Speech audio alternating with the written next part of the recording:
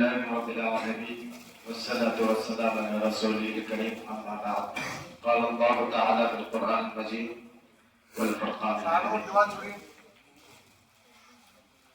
آج ہم سب کے لیے خاص طور سے میرے لیے خوشی کا دن ہونا چاہیے تھا، مگر دل عجیب سی اداسی سی بوجھل ہے. آج ایک ایسا ساتھی رخصت ہو رہا ہے جس کے ساتھ علم، وقت اور خواب جڑے ہوئے تھے. آپ صرف درسی ساتھی نہیں تھے بلکہ اس سفر کا وہ حصہ ہے جس کی جدائی آنکھوں کو نم کر دیتی ہے. میں اپنے مخلص والد محترم قاری مشکور صاحب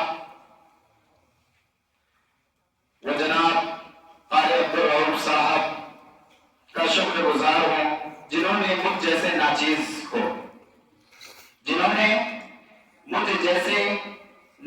کو مجھ جیسے ناکارے کو، مجھ جیسے بیکار ایک چیز کو ہی لیتے ہیں، جو چیز بیکار ہو جاتی ہے وہ پھینک دیتے ہیں. میں اسی طرح سے ہی بیکار تھا. پتا نہیں میں جب مدرسے کے لائن سے دور ہو رہا تھا، جناب والد محترم جناب قاری مشکور صاحب کے دل میں وہ بات آئی. میں مدرسہ آیا ہوا تھا، مجھے اچانک بولے اب تم کیا کر رہے ہو؟ میں بولا میں پڑھائی چھوڑ چکا ہوں. تو قاری صاحب نے مجھے پہلے درس میں کہا اور ساتھ میں میرے والد صاحب جناب قاری عبدالرؤوف صاحب کو بلایا اور بولے کہ اس کو آپ کو اپنے پاس رکھنا ہے. تو قاری صاحب نے پہلے ہی درس میں کہا میں تیار ہوں، اور قاری صاحب قاری مشکور صاحب نے مجھے یہ بھی کہا کہ آج جاؤ کل شام تک سامان لے کے آ جاؤ. تو میں کل نہیں آیا تو قاری عبدالرؤوف صاحب نے مجھے فون کر دیے کہ تم آنے والے تھے کیوں نہیں آیا. تو پھر میں قاری صاحب سے بات کی. اس کے بعد میں نے کہا قاری صاحب میں 2 دن کے بعد مدرسہ آ رہا ہوں. تو آج اس دائش میں، اس جگہ میں، اس اسٹیج میں جو کھڑے ہیں، یہ میں تو کہتا ہوں سب سے پہلے قاری مشکور صاحب کا ہے جس نے مجھے پھر یہ دوبارہ اس لائن میں لایا.